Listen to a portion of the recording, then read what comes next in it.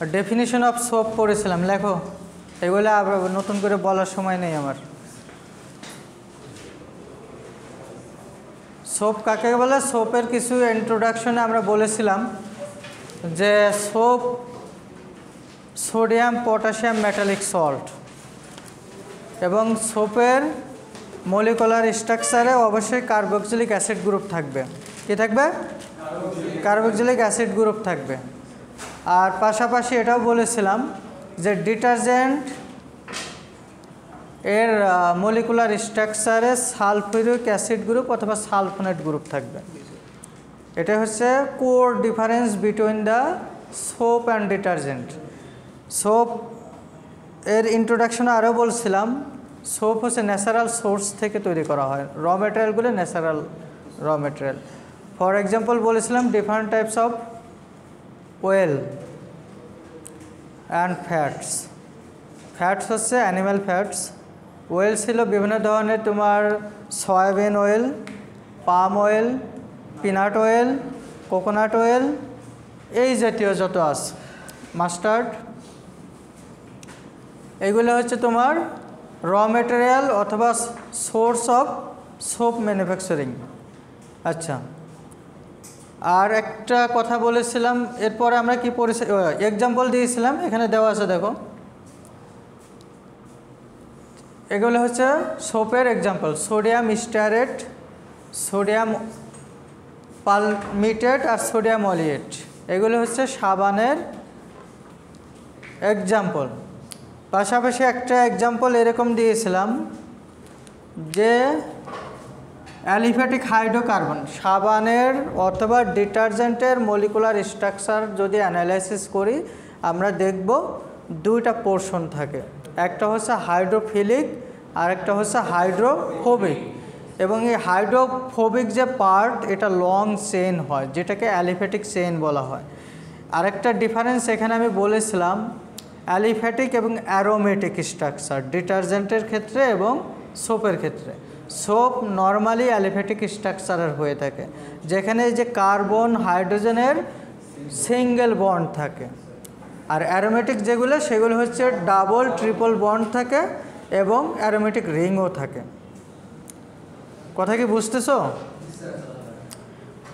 For example আমরা বলছিলাম carbon 17টা, hydrogen 35টা, আর carboxylic acid গ্রুপের সাথে মেটাল সোডিয়াম ধাতু। এটা হচ্ছে সোডিয়াম স্টারেট অথবা কমন সাবানের স্ট্রাকচার, তাই না? এই এক্সাম্পলটা দিয়েছিলাম না? আচ্ছা, এখানে আমরা বলেছিলাম যদি একটা সোপ মলিকুল, একটা অণুকে যদি আমরা অ্যানালাইসিস করে দেখি তাহলে এটাকে আমরা এইভাবে দেখতে পারি। এই যে লং চেইনটা আছে সেটা হচ্ছে তোমার এইটা, সেটা হচ্ছে তোমার এরকম,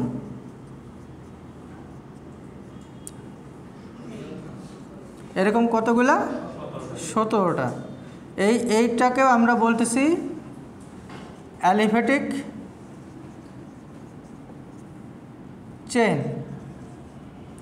এবং এখানে দেখো কার্বন কার্বন সিঙ্গেল বন্ড না? আচ্ছা, এটাকে সংক্ষিপ্তভাবে আর দ্বারাও আমরা কোথাও কোথাও ইউজ করব। তা এই একটা সিঙ্গেল সোপ মলিকুলকে যদি আমরা অ্যানালাইসিস করে দেখি, সেটা যদি সোডিয়াম স্টারেট হয় তাহলে তার দুইটা পোর্শন থাকে। এই লং অ্যালিফ্যাটিক পার্টটা হয় হচ্ছে হাইড্রো কি ফোবিক, আর এইখানে যে কার্বক্সিলিক অ্যাসিড গ্রুপ আছে এটা কি অ্যানোয়নিক না? এটা হচ্ছে তোমার হাইড্রোফিলিক। আচ্ছা, নর্মালি আমরা যখন সাবানের প্রপার্টিস পড়েছিলাম মনে আছে কি না, আমরা পানিতে সাবান দিলে সাবান গলে যায়, গলে? শিওর? আচ্ছা, এই যে সলুবল ফর্মটা এটা মানে হচ্ছে আয়োনাইজ হওয়া। কোনো একটা দ্রব্য যদি কোনো একটা মানে সলভেন্টে দ্রাবকে দ্রবীভূত হয় সেটা বিভিন্নভাবে হতে পারে। একটা হচ্ছে কলয়েডাল ডিসপারশন হতে পারে, একটা হচ্ছে আয়োনাইজেশন হতে পারে। মানে ওই দ্রব্যটার যদি কেমিক্যাল স্ট্রাকচারে পজিটিভ নেগেটিভ আয়ন থাকে, চার্জ থাকে, তাহলে ওই সলভেন্টে অথবা দ্রাবকে সে ভেঙে যাবে, সেপারেট হয়ে দ্রবীভূত হয়ে যাবে। সাবানের ক্ষেত্রেও সেম হয়ে থাকে। যখনই হচ্ছে আমরা সাবানকে পানিতে দেই তখন কি হয়, এটাকে সংক্ষিপ্তভাবে আর লেখো, RCOONA। এটাকে যদি আমরা পানিতে দেই তাহলে আয়োনাইজ হয়, পজিটিভ নেগেটিভ চার্জগুলো সেপারেট হয়ে যায়। সোডিয়ামের কোনো ক্লিনিং এফিসিয়েন্সি নাই। সোডিয়াম এখানে কোনো ধরনের ক্লিনিং এফিসিয়েন্সি হিসেবে সারফেস অ্যাক্টিভ এজেন্ট হিসেবে কাজ করে না। মেন যে কাজটা করে এই যে লং অ্যালিফ্যাটিক চেইন সহ যে কার্বক্সিলিক অ্যাসিড অ্যানায়নিক পার্টটা, সেটাই হচ্ছে সারফেস অ্যাক্টিভ এজেন্ট হিসেবে অথবা ক্লিনিং এজেন্ট হিসেবে কাজ করে। এইগুলি মোটামুটি আমরা পড়েছিলাম। আরেকটা জিনিস পড়েছিলাম, number of carbon atom present in the soap molecule.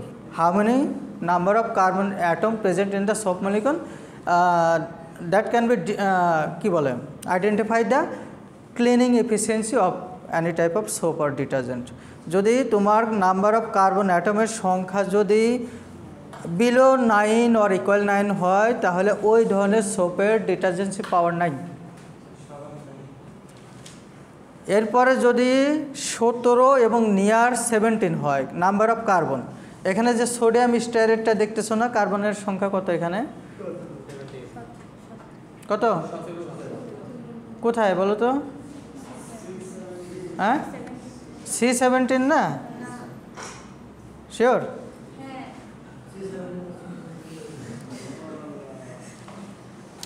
মানে যে কে কোথায় উদাস হয়ে হারিয়ে যায় আমি বুঝি না কিছু।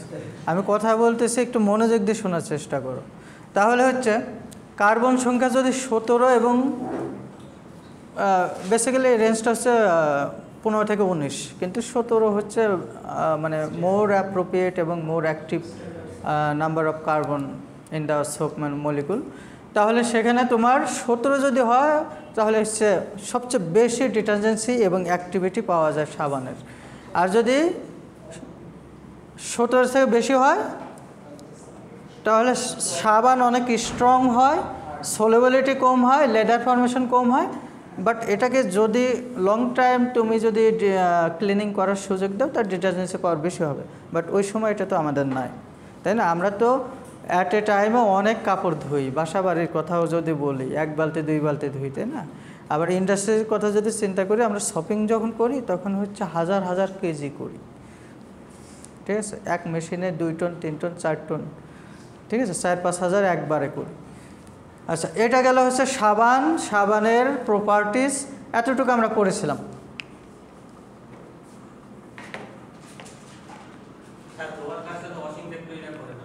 হ্যাঁ, বুঝেনি? ধোয়া, আচ্ছা ধোয়া টোয়ার বলো না, ওয়াশ অথবা রিন্স বলো। রিন্স মানে RINSE,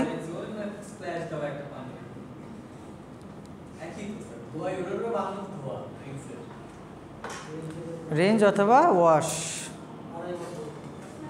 ঠিক আছে? এটা হচ্ছে তোমার, তুমি কি বললা? কোশ্চেন কি ছিল?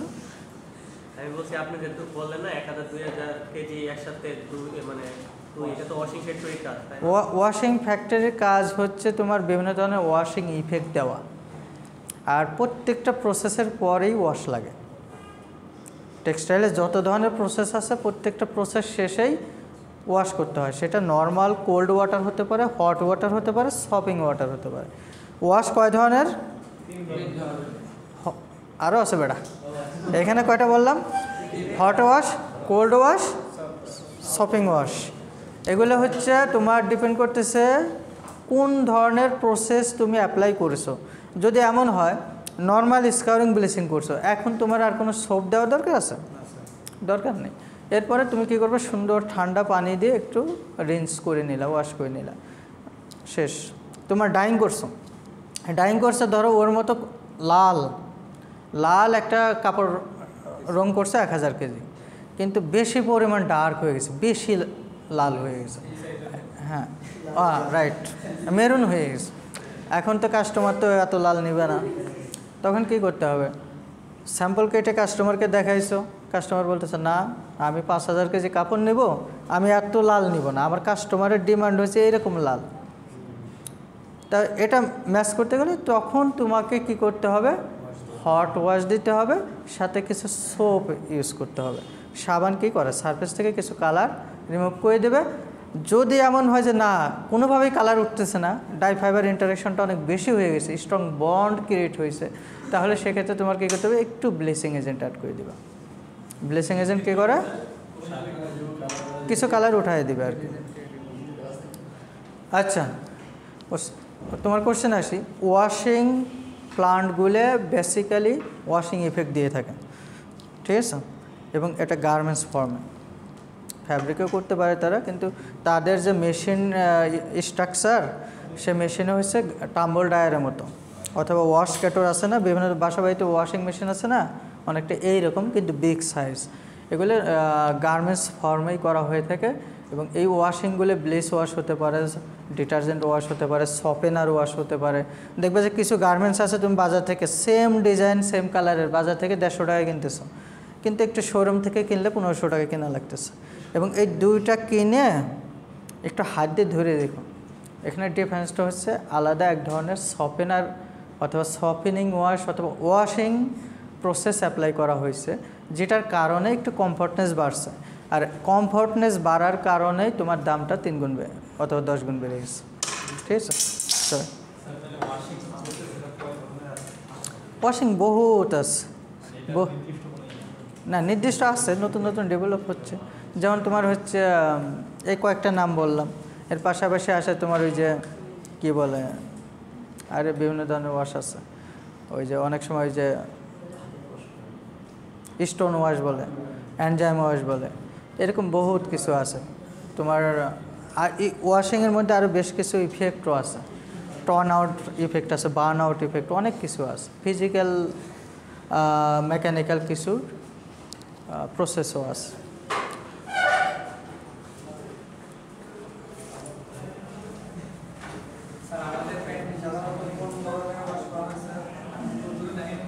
হ্যাঁ, এই প্যান্টে তোমার ডিপেন্ড করতেছে কোন ধরনের ফিনিশিং দরকার। তোমার যদি বেশি পরিমাণ ফাইবার সারফেস, বেশি পরিমাণ প্রজেক্টিং ফাইবার থাকে, এনজাইম ওয়াশ দিতে পারো। সফেনার তো অবশ্যই ইউজ করে। তুমি যদি ফেডিং করতে চাও, আসে না এখন অনেক সময় কী করে, ফাইবার ডিস্ট্রয় করে কিছুটা, আবার কিছুটা ফেডিং করে, কালারটা ফেড করতে চাও, সেখানে ওই যে বাংলায় বলে ঝামা, এক ধরনের ওই যে ইটের খোয়া ইউজ করে, এগুলো দিয়ে ইউজ করে করে জাস্ট হচ্ছে কালার মানে ফেড করা, অথবা একটু টর্ন আউট করা, অথবা তোমার লাইট ডার্ক ইফেক্ট দেওয়া, সফট করা, সারফেস স্মুথ করা, এই ধরনের ডেনিম জিন্স এগুলো হয়ে থাকে।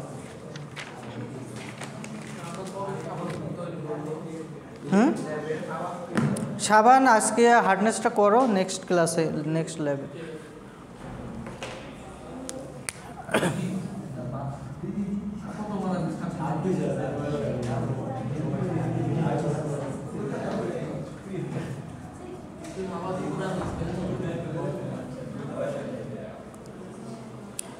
আচ্ছা দেখো, সাবান তৈরি করব, সাবানের 3টা ধাপ আছে, 3টা ধাপে সাবান তৈরি করা হয়।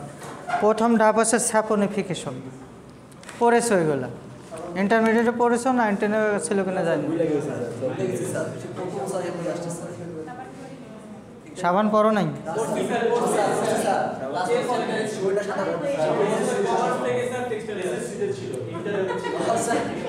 এসএসসি তো ছিল, ইন্টার প্র্যাকটিক্যালে করো নাই?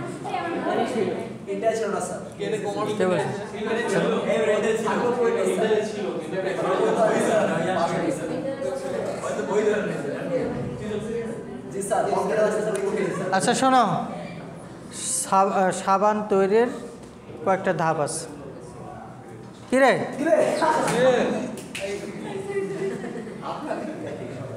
তোমরা আবার কমপ্লেন করো যে আমরা কি ছোট বাচ্চা আছি, আমাদের এভাবে পড়ায় ধরে ধরে, আবার নিজেরা ক্লাসে বাচ্চামিও করো।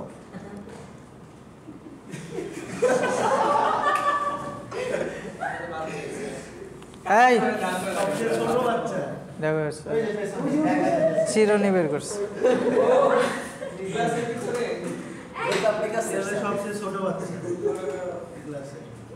আচ্ছা, সাবান তৈরির কয়েকটা ধাপ আছে? 3টা 4টা ধাপ আছে।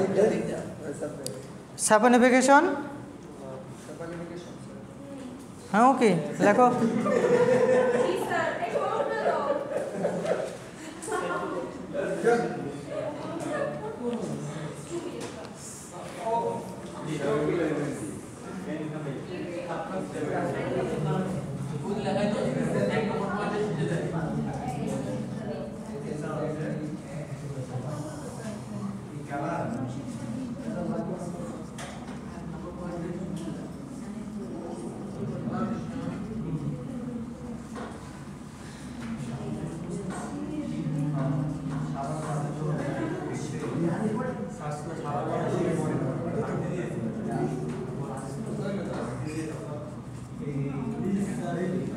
কয়টা ধাপ আছে?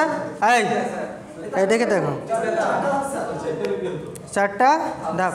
প্রথম যে ধাপটা সেটা কি? কথা বলো না, তুমি বলো বলো। বেটা বলতে বলছি।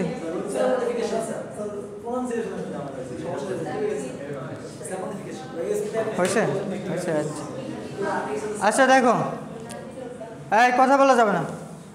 সাবনিফিকেশন হচ্ছে মেন যে রিয়াকশন কেমিক্যাল প্রসেস, সেটাই হচ্ছে সাবনিফিকেশন। সাবনিফিকেশনে কি করে? ন্যাচারাল ওয়েলের সাথে অ্যালকালি বিক্রিয়া করে, বিক্রিয়া করে 2টা জিনিস তৈরি হয়। একটা হচ্ছে তোমার কি? সোপ, আর একটা গ্লিসারিন। গ্লিসারিন দাম বেশি না সোপের দাম বেশি? গ্লিসারিন দাম বেশি না? আমি জানি না।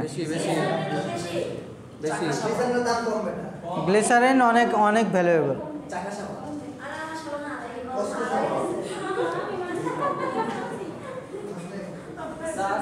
হ্যাঁ আসতেছে, সব অ্যান্সার আছে, সব অ্যান্সার আছে, দিচ্ছি।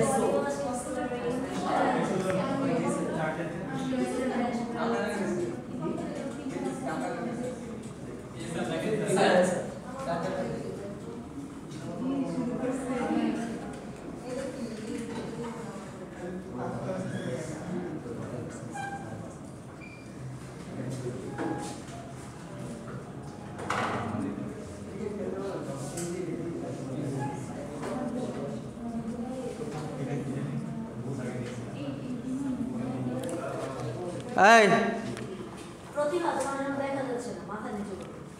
সবাই লিখতেছো? কে কে লিখছো দেখাও তো আমারে। এটা লিখছো? এই ছেলে, এই কোথায় এসো, সামনে এসো, এখানে এসো, সামনে এসো, সামনে বসো।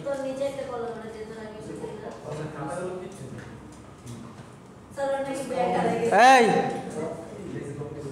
আমার সাথে কথা বলো। কলমানো নেই কেন? বসো, বেশি পাকনামি করবো না, বুঝছো? চুলদারি কিন্তু এমনি পাকে নেই, বেশি ভদ্র মনে করো না আমারে, বুঝছো?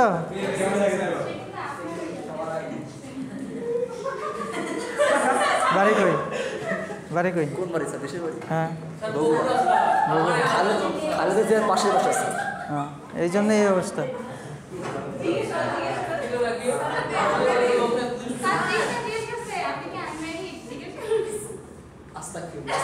পার্সোনাল ম্যাটার এখানে।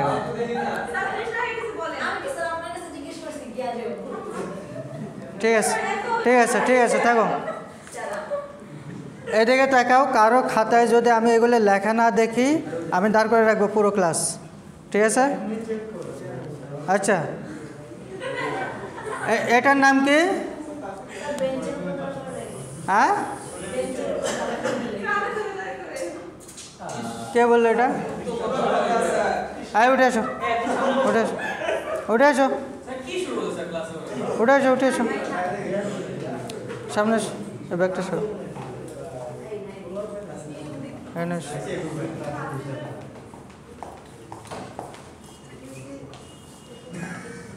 মেয়েটারে একদিন কাদাইতে হবে, কাদাইলে ঠিক হয়ে যাবে। বসো, সাউন্ড করবো না।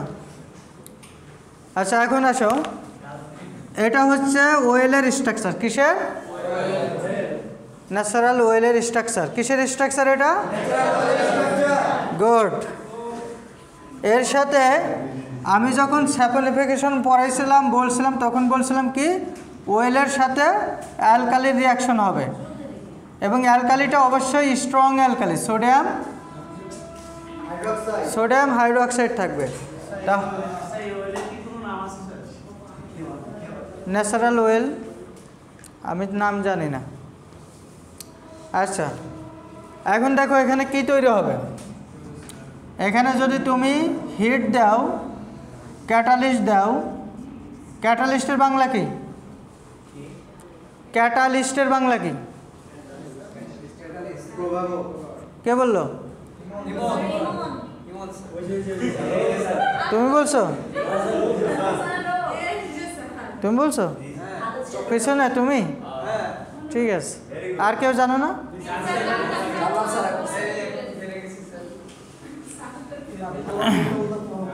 আচ্ছা এখানে কি হইলো তাহলে?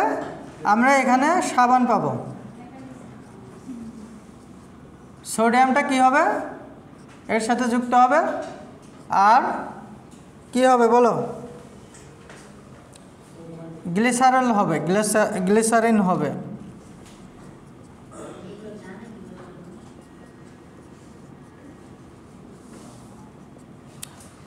এখানে তোমরা হচ্ছে ইকুইভ্যালেন্স করে নিও। ইকুইভ্যালেন্স না লিখলেও সমস্যা নেই, তোমরা যদি বলো আমি করে দিচ্ছি, না লিখলে সমস্যা নেই।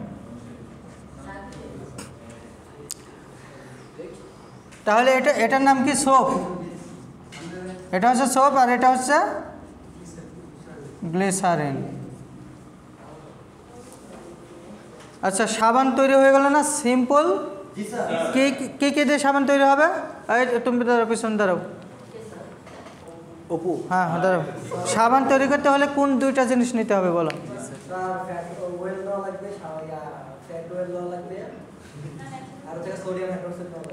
আচ্ছা সাবান, এবং সাবান তৈরি করতে হলে আমাদের তেল এবং অ্যালকালি লাগবে। বুঝতে পারছো? কি কি তৈরি হবে? এই তেলের সাথে অ্যালকালি দিলে, সোডিয়াম হাইড্রোক্সাইড দিলে কি তৈরি হবে? সাবান এবং গ্লিসারিন। গুড। মানে এদেরকে তোমাদের পড়াইতে পড়াইতে 9-10-এর বাচ্চাদের মতো আসলে পড়াইতে হয়।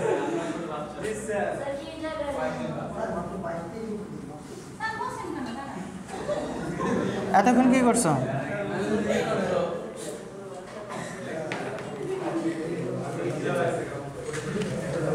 এখন দেখো, এখন হচ্ছে গ্লিসারিন রিমুভাল। সেকেন্ড স্টেপটা কি? Glycerine removal. আচ্ছা এই গ্লিসারিনটা তোমার হচ্ছে কি অনেক ভ্যালুয়েবল না? অনেক মানে কি বলে, হ্যাঁ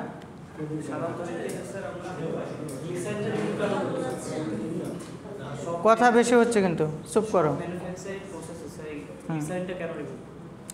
কেন রিমুভ করব? বিষয়টা হচ্ছে দেখো, গ্লিসারিনটা হচ্ছে অনেক দামি জিনিস। আচ্ছা গ্লিসারিন যখন সাবানের সাথে থাকে, গ্লিসারিনটা সাবানের তো সুন্দর সুন্দর ডাইমেনশন দেখো না, শেপ দেখো না, তাই না? সাবান তো বিভিন্ন সাইজের শেপের, তাই না? এই শেপটা দিতে গেলে গ্লিসারিন থাকলে সাবানটা লিকুইড ফর্মে থাকে। বুঝতে পারছো? গ্লিসারিন সাবানকে অনেক সফট করে দেয়, একদম পেস্টের মতো করে দেয়।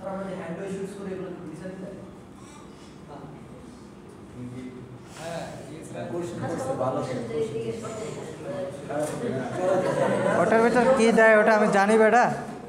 আচ্ছা এখন গ্লিসারিন ছাড়াও তোমার হচ্ছে পেস্ট ফর্মে আনা যায়, কিন্তু গ্লিসারিন যে মানে ন্যাচারালি এখানে প্রডিউস হচ্ছে, তা ওই সময় সাবানের ফর্মটা থাকে এরকম অনেকটা সফট লিকুইডের মতো।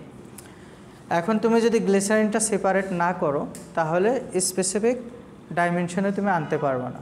এই জন্য গ্লিসারিন রিমুভ করতে হয়, একটা সার্টেন লেভেল পর্যন্ত রিমুভ করতে হয়। তোমার যদি এরকম হয় যে খুব বেশি পরিমাণ গ্লিসারিন রিমুভ করে দিছো, তাহলে ওই সাবান পাউডারের মতো হয়ে যাবে, অনেক হার্ড হয়ে যাবে, সলিউবিলিটি কমে যাবে। কিন্তু একটা নির্দিষ্ট রেঞ্জ পর্যন্ত গ্লিসারিনটা রিমুভ করতে হয়, মানে জাস্ট একটা স্পেসিফিক ডাইমেনশন দেওয়ার জন্য। আচ্ছা, এটা হচ্ছে গ্লিসারিন রিমুভাল। এবং এটার জন্য কিভাবে তোমরা রিমুভ করবা, just simple sodium chloride salt add করবা। সিম্পল সোডিয়াম ক্লোরাইড সল্ট কী করে গ্লিসারিন অ্যাবজর্ব করে, ঠিক আছে। এইভাবে তোমরা হচ্ছে সাবান থেকে গ্লিসারিন রিমুভ করতে পারবা। থার্ড যে স্টেপ সেটা হচ্ছে সোপ পিউরিফিকেশন। তুমি সাবান কী দিয়ে তৈরি করলা, ন্যাচারাল অয়েলের সাথে কী দিছো, অ্যালকালি দিছো, ক্ষার দিছো। তা ক্ষার যদি স্কিনে যায় কি হয়, স্কিনের কী সমস্যা হয়, ক্ষার স্কিনে গেলে লাগলে বিভিন্ন ধরনের স্কিন ডিজিজ হতে পারে, তাই না। সেটা হয়তো আমি জানি না এক্স্যাক্ট কী হয়, তবে স্কিন ডিজিজ হয় তা অ্যালকালিতে। তো সেটার ক্ষেত্রে তোমার কি করতে হবে, পিউরিফিকেশন। এই ফাজলামি করো সবসময় না, একটা লেভেল থাকে আর কি। আমি কথাগুলো বলতেছি, খুবই সিম্পল কথা বলতেছি, একটু মনোযোগ দিয়ে শোনো, সবসময় আর কি করে। তাহলে পিউরিফিকেশন করতেছি, পিউরিফিকেশন করার উদ্দেশ্যই একটা। এখানে যদি অ্যালকালিটা না থাকতো সাবানের মধ্যে, তাহলে আমরা পিউরিফিকেশন সিস্টেমে যেতামই না। আমাদের এখানে কি করতে হবে, একদম মাইল্ড অ্যাসিড ইউজ করতে হবে। অ্যালকালিকে প্রশমিত করতে গেলে, নিউট্রালাইজেশন করতে গেলে অ্যাসিড লাগে, অ্যাসিডকে নিউট্রালাইজ করতে গেলে অ্যালকালি লাগে। অ্যাসিড অ্যালকালি মিলে কি হয়, লবণ হয়। সেই লবণগুলো থাকলেও সমস্যা। হ্যাঁ আসছে, ইয়া নাট বল্টু আনছে, এই দেখে শোন,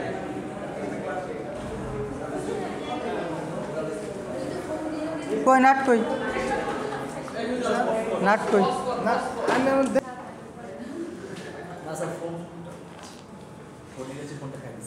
আচ্ছা, আমাদের মাইল্ড অ্যাসিড, মাইল্ড মানে কি, মৃদু, হালকা, তাই না, দুর্বল, উইক। কোনগুলো একটা অ্যাসিডের এক্সাম্পল দাও। হ্যাঁ, আর আরে ন্যাচারালস কিছু বলো। লেবুতে কি থাকে, টার্টারিক, লেবুতে সাইট্রিক থাকে। এই সাইট্রিক অ্যাসিড আমরা ইউজ করে জাস্ট এটাকে নিউট্রালাইজ করতে পারি। নিউট্রালাইজ মানে হ্যাঁ কি, হ্যাঁ ঠিক আছে,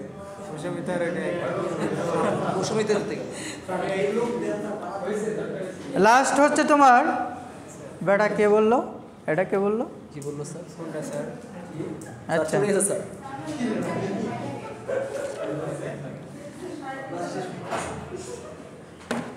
এরপরে দেখো ফিনিশিং, লাস্ট স্টেপে কি, ফিনিশিং। ফিনিশিংটা হচ্ছে তোমরা সাবান ইউজ করো তো নাকি, সাবান সাবান বিভিন্ন কালারের হয় না,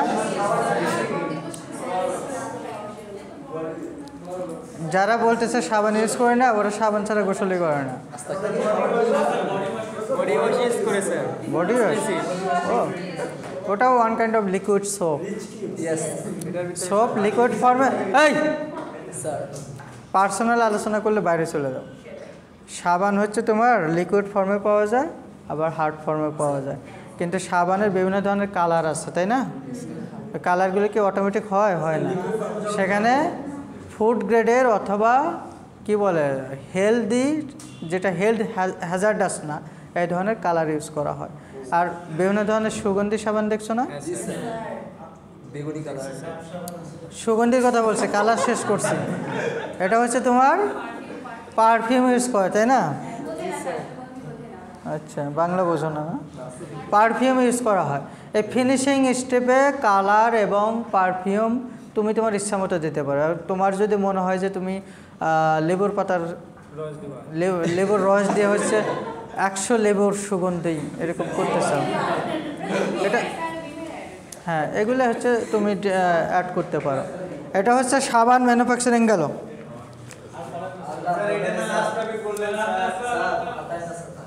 সাবান শেষ করে দেই।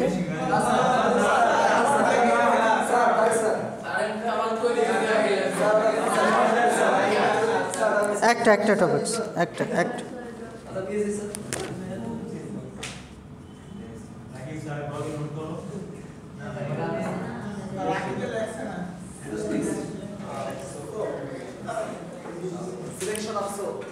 আচ্ছা, এটার ক্ষেত্রে নর্মালি আসলে সাবান অ্যানালাইসিস করা হয় তৈরি করার পর, এবং সেটা দেখা হয় যে সাবানে মিনিমাম 62% ফ্যাট অথবা ওয়েল থাকতে হয়, ঠিক আছে। আর 6.5 থেকে 8.5% তোমার অ্যালকালি আর সোডিয়াম অক্সাইডের উপস্থিতি থাকতে পারে। আর এটা হচ্ছে তোমার সোডিয়াম কার্বনেট, সিলিকেট, এগুলি হচ্ছে তোমার স্পেসিফিক পারপাসের ক্ষেত্রে আমরা এগুলি মানে দিয়ে তৈরি করতে পারি। পাশাপাশি হচ্ছে তোমার সোডিয়াম ক্লোরাইড, সোডিয়াম সালফেট, এটা খুব কম পরিমাণে থাকতে পারে। যখন আমরা অ্যানালাইসিস করে দেখব মেজর যে 3টা কম্পোনেন্ট সোডিয়াম অক্সাইড, অ্যালকালি এবং হচ্ছে ফ্যাট, এই 3টার মেজারমেন্টটা করা হয় টেস্ট করার সময়। মিনিমাম 62% ফ্যাট অথবা ওয়েলের এক্সিস্টেন্স প্রয়োজন হয়। এটা হচ্ছে সিলেকশন অফ সোপ। আর আরেকটা জিনিস দেখতে পারো যে নাম্বার অফ কার্বন, যে ধরনের ওয়েল দিয়ে তুমি তৈরি করছো তার স্ট্রাকচার, এক ওয়েলের এক রকম স্ট্রাকচার ভ্যারিয়েশন আছে। হ্যাঁ, সেই স্ট্রাকচার অনুযায়ী সেটা থেকে তুমি যে সোপটা হচ্ছ তার কার্বন সংখ্যাটা ডিপেন্ড করতেছে। আমরা তো প্রথম স্লাইডেই দেখাইছিলাম 3 ধরনের সোপের এক্সাম্পল, সোডিয়াম স্টিয়ারেট, পলিয়েট আর হচ্ছে পালমিটেট, তাই না? এটা কার্বনের সংখ্যা এবং হাইড্রোজেনের সংখ্যা ডিফারেন্স আছে। আর নেক্সট ক্লাসে আমরা শুরু করব সোপ এবং ডিটারজেন্টের পার্থক্য দিয়ে, পাশাপাশি হচ্ছে তোমার অল সোপ আর detergent but all detergent are not soap. এই বসো।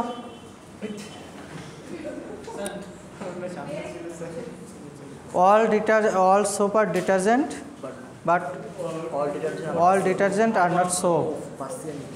এটা কমন একটা কোশ্চেন, এটা থাকবে। 2টা রিয়াকশন দেখাই দেব, 2টা রিয়াকশনের এক্সাম্পল হিসেবে, আর সিম্পল একটা মেকানিজম আছে এটা দেখাই দেবো। এটা সব শেষ হয়ে যাবে। এরপরে আমরা ডিটারজেন্ট যাব। ডিটারজেন্টটা আমাদের মিনিমাম 2টা ক্লাস লাগবে। ওকে স্যার, ঠিক আছে।